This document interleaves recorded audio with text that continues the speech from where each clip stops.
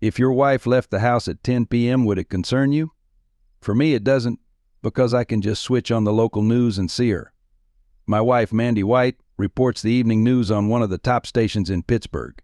Brilliant, beautiful, and with a charm that lights up the screen, Mandy is already a well-known figure locally. People say she's on track for bigger markets, maybe Dallas or Los Angeles, with even whispers of a potential New York offer the ultimate destination for anchors.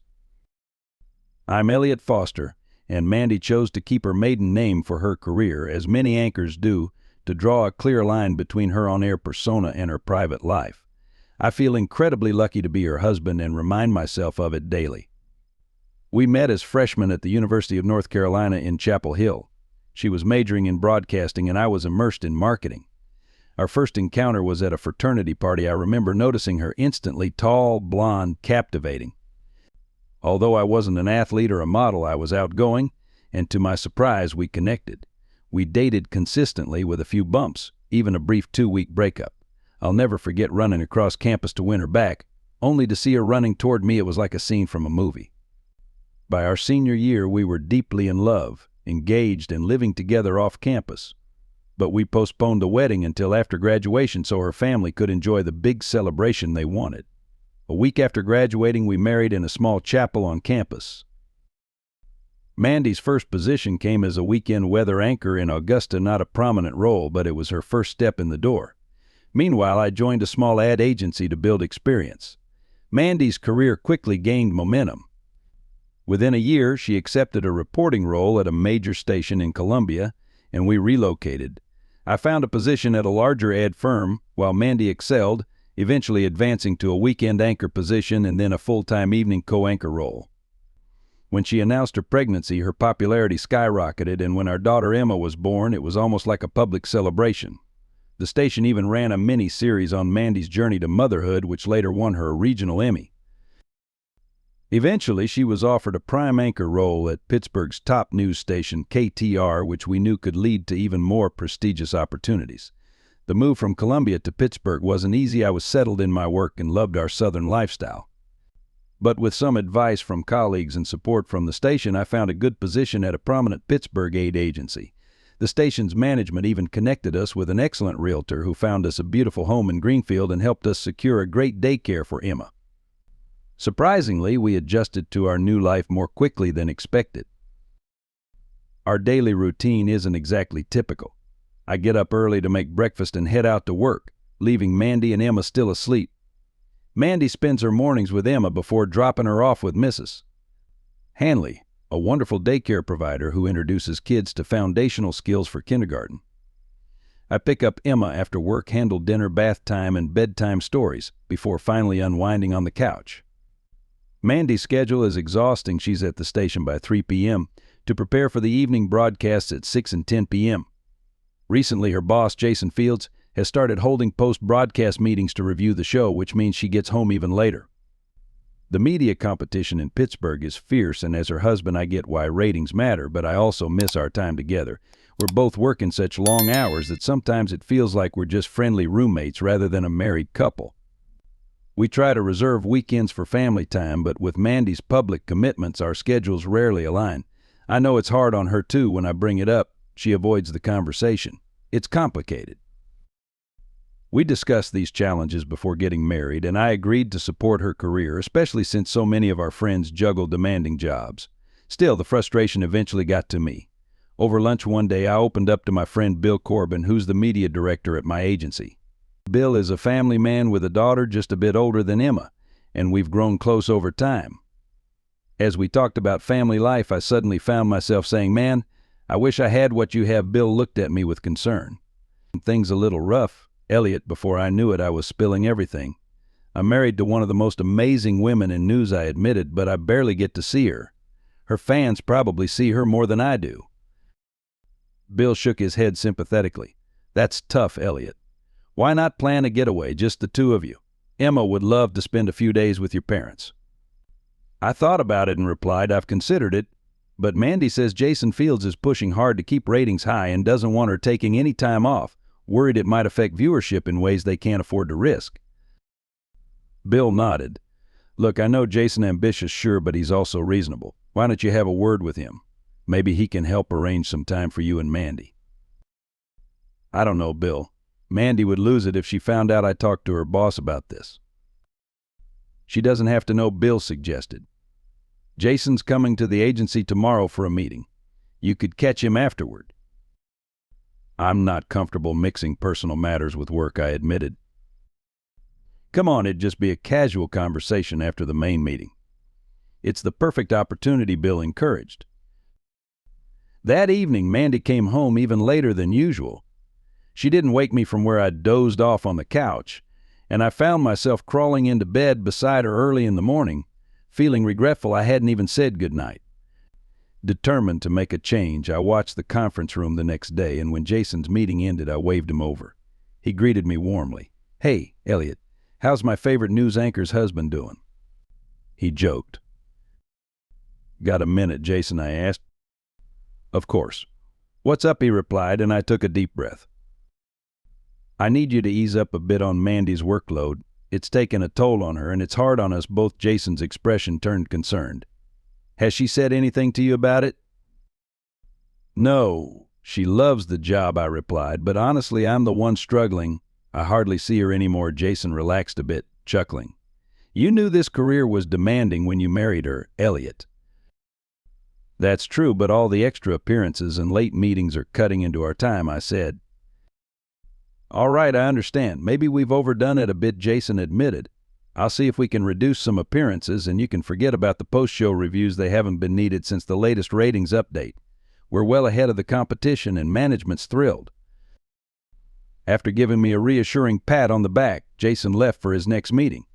Once he was gone, I checked the ratings myself and noticed the recent update had indeed been released a month ago. If Jason hadn't held a post-show meeting since then, why was Mandy still coming home so late? The thought unsettled me, though I quickly brushed aside any suspicions. I knew Mandy loved me and wouldn't jeopardize our marriage. There could be plenty of explanations, extra fan mail, or some quiet wind-down time, but none of them were particularly comforting. Later, Bill stopped by my office. "I saw you talking with Jason. Did it help?" I hesitated. "I'm not sure yet, Bill. I guess I'll have to wait until I talk to Mandy." He gave me a puzzled look, but didn't press. "All right, Elliot. Let me know if there's anything else I can do." The rest of the day I went through my tasks distractedly, my mind on Jason's comments and Mandy's reasons for staying late. I thought about asking her directly, but worried I'd seem foolish if there was an innocent explanation. Raising suspicions of an affair without proof could harm our relationship, but doing nothing felt weak. By the time I left work to pick up Emma, I was still undecided. Thankfully, my daughter's endless energy distracted me for a while. That night, while reading her to sleep, Emma clung to me as if sensing my unease. Once she was asleep, tears filled my eyes at the thought of how devastating a divorce would be for her. I stayed up late, flipping channels until the news came on. Watching Mandy on the screen reminded me of how much I loved her, and I reassured myself that she'd never betray me. But when she finally walked in after midnight, her response made me pause. "Oh, I didn't know you'd still be up," she said, surprised. "I just wanted to see you," I replied, hugging her. "It's late tonight." She gave me a quick kiss. "Yeah, sorry, Jason kept us again with one of those post-show reviews," she said as she headed upstairs. I froze. I knew from Jason that he hadn't held any post-show meetings for a month. I tried to shake it off, but doubt crept in. The next day I asked Bill to have lunch with me, and he agreed, sensing I needed a serious talk. We drove to a quiet spot away from the office. After we ordered, Bill broke the silence. "It's Mandy, isn't it?" His question hit home, and I found myself spilling my worries, feeling more vulnerable than I'd expected. "I always thought you and Mandy had the perfect marriage," Bill said, shaking his head. "So did I replied softly. "What are you going to do?" he asked, helping me clarify my thoughts. "I think I need to go to the station and see for myself. If I'm wrong and everything's innocent, I'll leave quietly and Mandy will never know." "And if you're right?" Bill asked gently. I didn't have an answer. "I'll deal with it. But at least I'll know. It's better than living with this constant doubt." Bill nodded thoughtfully. "And what about Emma?" "I've thought about that," I said. I'll call Mrs. Hanley and see if she can keep Emma a bit longer tonight. She's offered before, so it should be fine. After lunch, I returned to the office feeling a little more settled. Mrs. Hanley agreed to keep Emma until 11 p.m., and I paid her extra to make it a fun evening with pizza and games. At 10 p.m., I finally made my way to the station, knowing there wouldn't be many people around, probably just a few camera operators and an engineer. When I arrived, though, I realized my mistake. Jeremiah, the night watchman, was on duty. He recognized me, letting me in, but I had to sign the visitor log, eliminating any chance of subtlety. "Evening, Mr. Foster," Jeremiah greeted. "Here to catch the news." "Yeah," I replied, trying to sound casual as I signed in. His sympathetic look caught me off guard. "No issues tonight, right?" "No, of course not," I mumbled, heading toward the studio. Did he know something? Through the blackout curtains, I saw Mandy stepping off the set, but instead of going to her dressing room, she moved toward the green room, which was typically used for guests. She opened the door, and a light inside briefly illuminated a man's figure before it closed. My heart was racing. If I barged in and everything was innocent, Mandy would never forgive me. But if I stayed outside, I'd never know the truth. I remembered Mandy once showing me a small observation window that could give me a view of the room.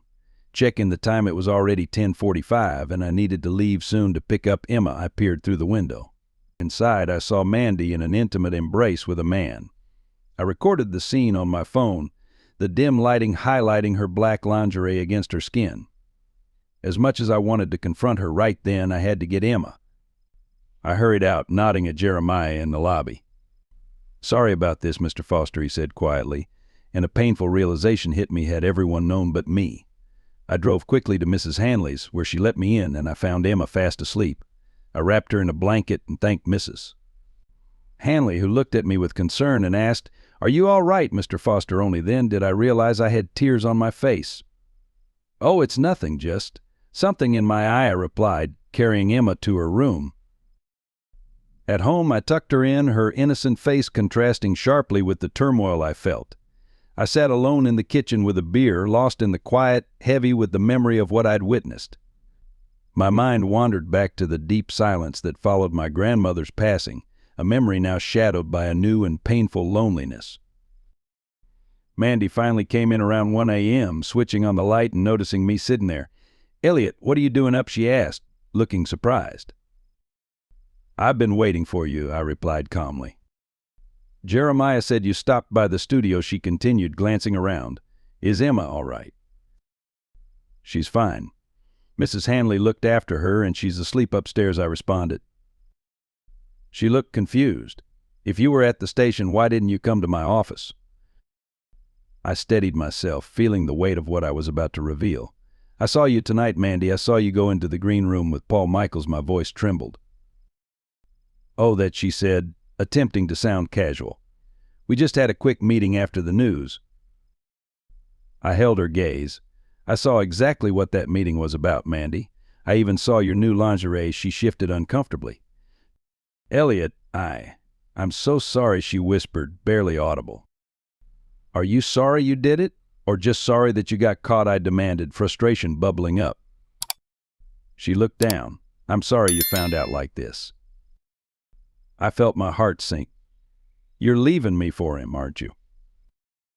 She sank to her knees, taking my hands. "No, honey, it's not like that at all. This is just a fling. It'll be over soon, and things can go back to normal." I stared in disbelief. "You're planning to continue this?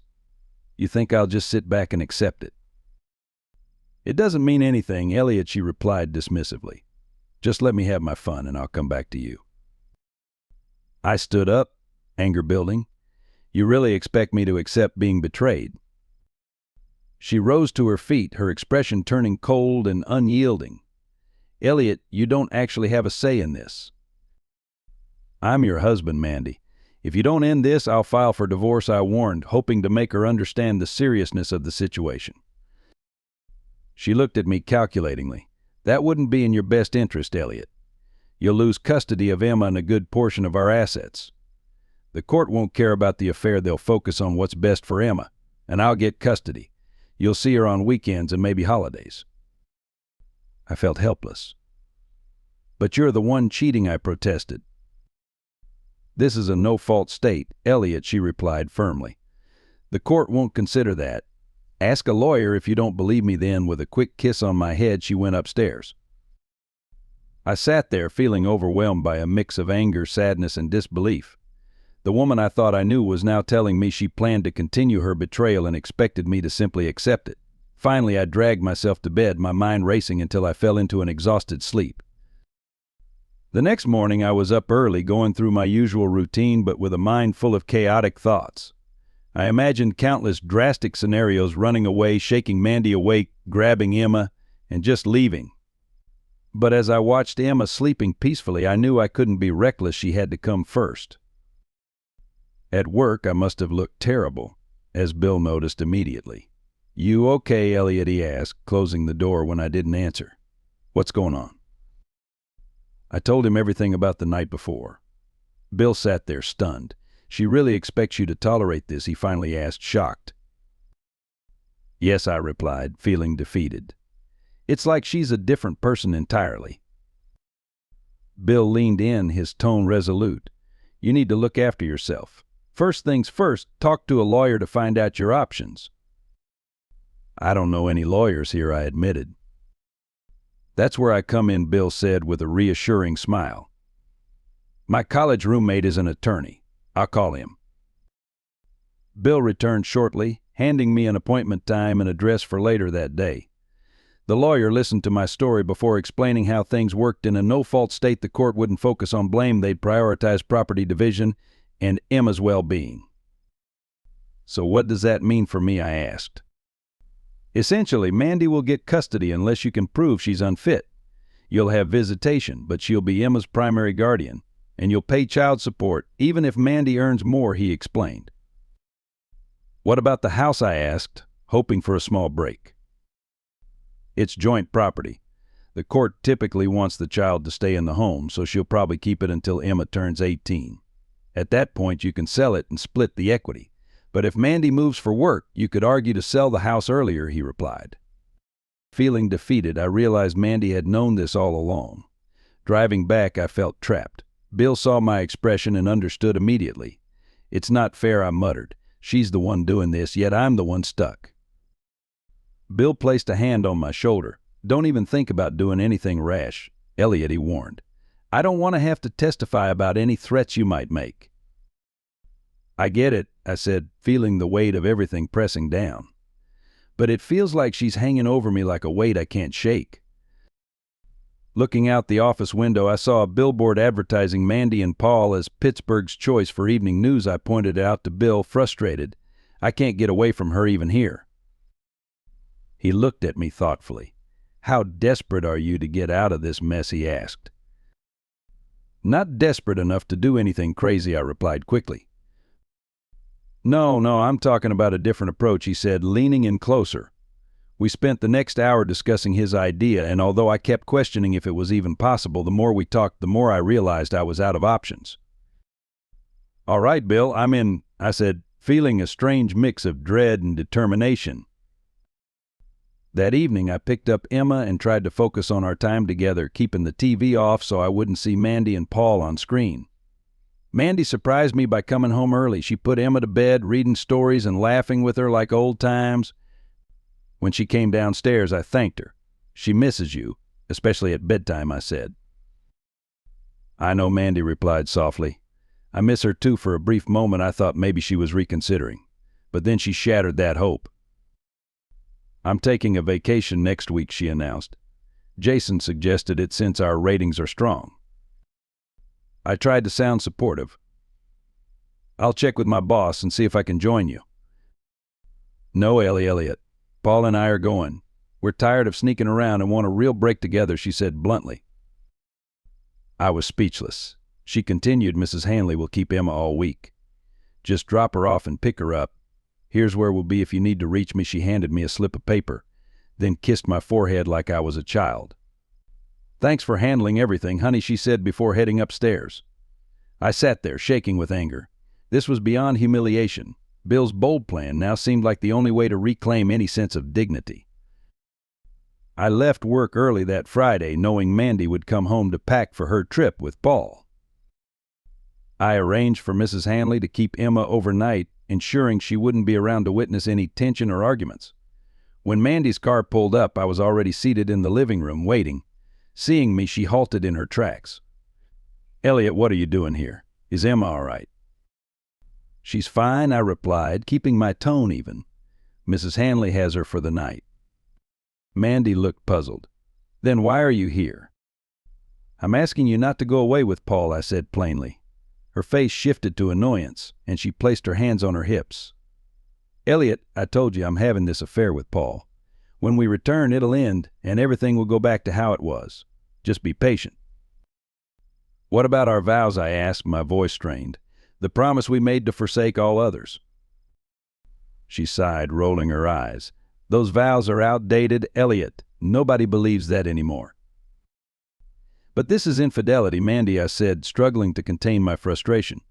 "You're disrespecting our marriage." "If I want to be with Paul, I will," she replied icily. "It has nothing to do with you and me." I was stunned by her response. "And your fans, Mandy? What would they think if they knew?" She let out a short, dismissive laugh. "I don't care what they think, Elliot. In a year or so, I'll move on to a bigger market. What people here think doesn't matter to me." Her words cut deep, and I realized just how much she'd changed. The woman before me was unrecognizable. "Stop pestering me, Elliot," Mandy said sharply. "I need to finish packing, or I'll be late. If you can't handle seeing me with Paul, then just leave now." Her tone was cold. Feeling defeated, I nodded. "I'm sorry, Mandy," I murmured, turning to leave. Needing a drink to calm down, I headed to a nearby bar. Halfway through my second beer, Bill walked in. "Hey, buddy," he greeted, concern evident in his eyes. "How did it go?" "I don't even know, Bill. You'd have to see it yourself to understand," I said, feeling a surge of helplessness. "Well, that's exactly what I planned to do," he replied with resolve. We finished our beers, then drove back to my house. Mandy was already gone, so Bill sat at my computer, typing a few quick commands to access the hidden camera footage. We watched as Mandy dismissed my pleas and talked about her plans with Paul. "What a heartless woman," Bill muttered, shaking his head. Then, when she dismissed her fans and mentioned leaving town, his eyes lit up. "We've got her. Elliot, this is better than we'd hoped." Bill saved the recordings onto a flash drive and carefully removed the backup copy from the camera. Holding up the drive, he said, "This should do the trick." As we headed back to the bar for Bill's car, he insisted I come over for dinner. "Ed made a big meal, and if you don't show up, she'll be disappointed," he urged. I followed him, feeling a hint of comfort in his kindness. At Bill's house, Ed greeted me warmly, giving me a gentle, caring hug. Though I barely recall what we ate, I could feel their concern in their glances. Later in their den, we opened a bottle of wine, and Ed finally voiced her thoughts. "I just don't understand. Mandy always seemed so dedicated, and now it's like she's a completely different person," she said, clearly disturbed. "Success has changed her," Bill agreed. "She thinks she's untouchable." Ed turned to Bill with a serious look. "Help Elliot in any way you can," she said firmly. "I hate taking sides, but this is just wrong. Mandy's crossed a line, and Elliot deserves to keep his daughter." Then, looking pointedly at Bill, she added, "And if you ever get any ideas about those models at the agency, you'll answer to me." Bill and I chuckled, but her words held an underlying seriousness. We talked into the night until I eventually passed out on their couch. I vaguely recall Ed covering me with a blanket, her motherly touch bringing me a bit of peace. The next morning I woke to sunlight streaming in with a dry, stale taste in my mouth. Bill lent me a toothbrush, and Ed had made a hearty breakfast, which I managed to eat, my appetite slowly returning. Afterward, Bill took my hand. "Leave everything to me. Just pick up Emma and get out of town for the weekend. I'll keep you updated," he assured me. "Bill, I don't know what I'd do without you," I said sincerely, feeling a surge of gratitude. He waved it off. "That's what friends are for." With a deep breath, I headed home to prepare for one last difficult conversation. I found Paul and Molly Michael's number in our address book and gave her a call. "Hi, Molly, it's Elliot Foster, Mandy's husband. Could I come over to talk?" I asked, hoping she wouldn't pick up on the tension in my voice. "Hi, Elliot." "Sure, come by," she replied, sounding hesitant, likely wondering why I wanted to talk. On the drive, I thought about how to break the news. It's never easy to reveal something like this, especially to someone you hardly know, but Molly deserved to know the truth. When I arrived, she greeted me and offered a drink. "Just water with ice, please," I replied, my throat dry with nerves.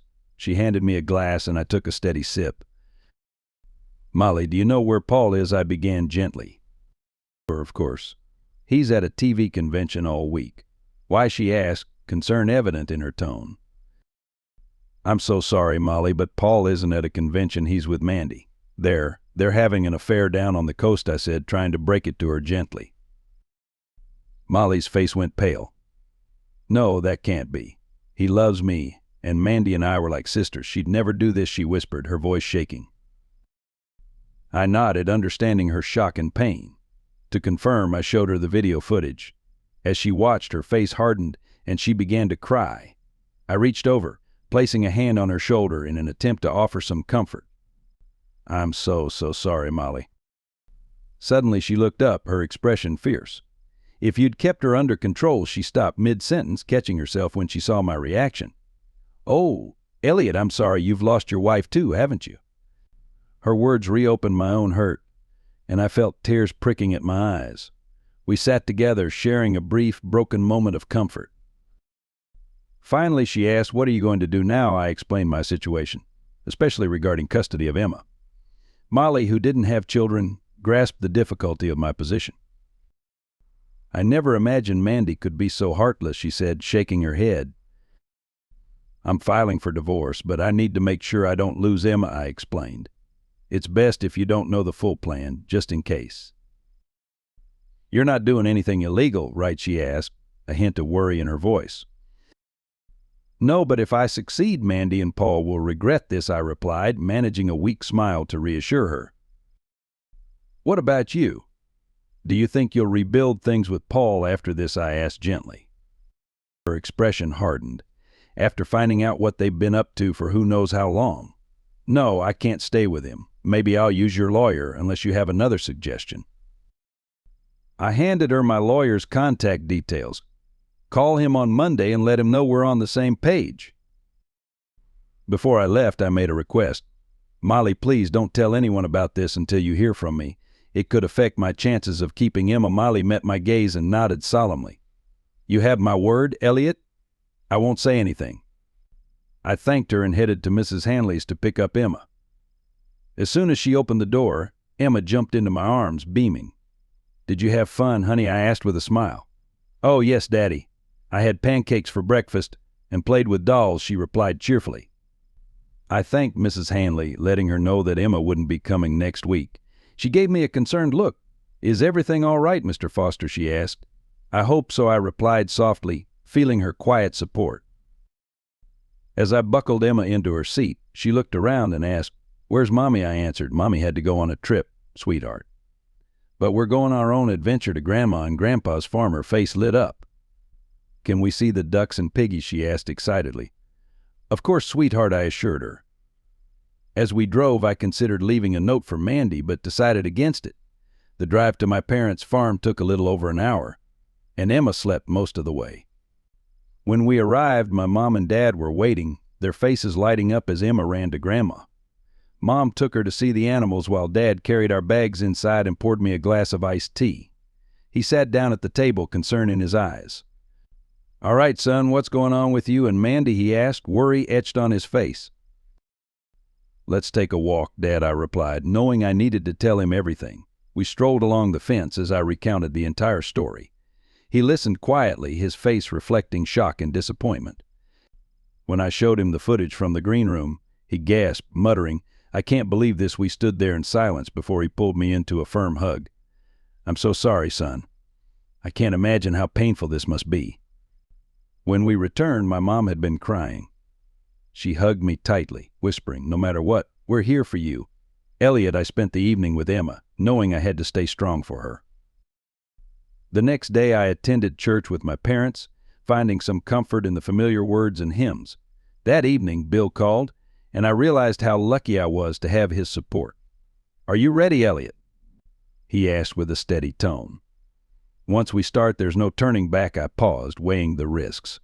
"Yes, Bill," I replied, feeling my resolve strengthen. "Let's do this." The following day, after we returned from church, Bill called again with an update. I tried thanking him, but he brushed it off. "Don't mention it. You'd do the same for me if the tables were turned." His tone then turned serious.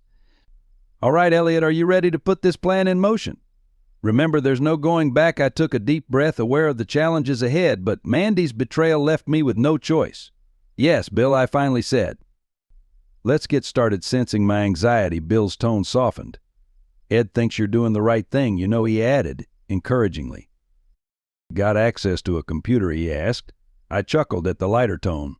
"Yes, Bill, I'm not living in the Stone Age," I replied. "Good. I'll call you tomorrow with more instructions," he said, and I could hear the smile in his voice. "Why not just email me a link?" I asked, puzzled. "I want to keep this discreet. Just wait for my call," he insisted. Early Monday morning, Bill called with specific instructions. "When you're alone, go to YouTube and search for KTR Special. Watch the video and let me know what you think." My parents had taken Emma out for a walk, so I seized the moment, grabbed my laptop, and entered the search terms. One video titled "KTR co-host Mandy White shares her personal philosophy on love and marriage" caught my eye. I clicked on it, and as the familiar theme music from Mandy's newscast played, a voiceover began. Popular news co-host Mandy White of KTR recently shared her thoughts on marriage and fidelity in a candid interview, the voice announced. My heart pounded as the footage switched to Mandy in her own home, making dismissive comments about marriage vows. The voiceover returned, asking, "What are your thoughts on marriage, Mandy?" The screen then showed her saying, "Vows are outdated. No one believes that nonsense anymore." I realized this video cleverly pieced together Mandy's private remarks to me. Her contemptuous tone toward her fans and small-town life came through unmistakably. The video continued with Mandy saying, "If I want to be with Paul Michaels, I will. It's what I want." Finally, the screen showed her and Paul in the green room, their intimacy undeniable. The voiceover concluded with, "Now viewers are left wondering, who is the real Mandy White?" The familiar KTR news theme played again, showing an empty newsroom that gradually faded out, leaving me feeling both triumphant and hollow. I leaned back and dialed Bill's number. "Well," he answered, almost gleeful. "Bill, you're a genius. This could ruin her career," I said, still in awe. "Not bad, huh?" "I'm proud of it," he replied, pleased. For a brief moment, I felt a pang of guilt. Did we go too far? Bill's tone turned serious. "Elliot, did she say all those things or not?" "Yes, but no buts." He cut me off. "Mandy's become a selfish monster, and people deserve to know. You're a good guy, Elliot. If you don't do this, it won't be you who suffers, it'll be Emma. Do you really want Mandy as her role model?" I sighed, letting the reality sink in. "You're right, Bill. There's no choice here. So what's next? Should we start emailing the video around?" "No need," Bill reassured me. "This will spread on its own. I'll tip off a few people, and it'll go viral. Just sit tight." Over the next week, I tried to keep my focus on Emma, spending time at my parents' farm. She loved learning about farm chores and even helped my mom in the kitchen. Each day, Bill called with updates. By Tuesday, he laughed, saying Ed had overheard coworkers gossiping about the video. By Wednesday, it was the talk of the Kiwanis Club, and on Thursday, a local columnist mentioned it in the paper, ending with, and the question on everyone's mind, where are Mandy and Paul? When Bill called Thursday afternoon, he could barely contain his excitement. "The entire KTR station is in chaos, Elliot. They're getting calls from other news stations and no one knows how to handle it. Even Jason Fields, Mandy's boss, is unreachable on vacation."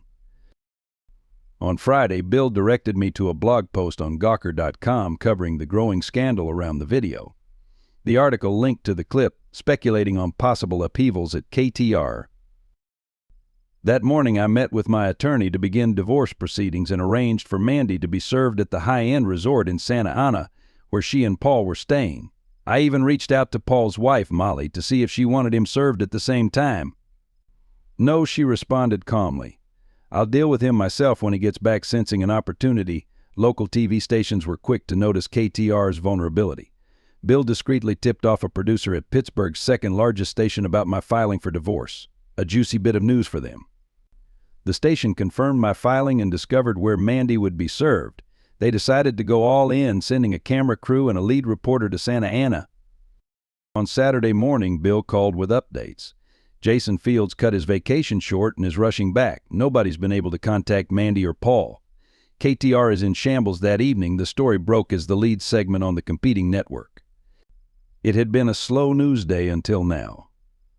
The broadcast opened with footage of the billboard featuring Mandy and Paul, the one visible from my office window. For days, Pittsburgh viewers have wondered about the whereabouts of KTR's Mandy White and Paul Michaels. We found them in Santa Ana. The anchor announced before cutting to footage of their reporter, Mary Brooks, marching down the beach toward Mandy and Paul, who were lounging in the sun, unaware of her approach. As Mary closed in, she called out, "Mandy White, Paul Michaels, do you have any comments on the rumors about your relationship?" Mandy's eyes went wide, and she quickly tried to cover herself with a towel, while Paul fumbled for his own. Mary pressed, her tone sharp. "What do you have to say about the video circulating online?" Mandy, looking startled, stammered, "What video?" Mary responded coolly, "The one where you called Pittsburgh viewers rednecks and admitted you're here to have an affair with Paul Michaels." Mandy struggled for words, and Paul attempted to intervene, but then a man in a suit stepped forward.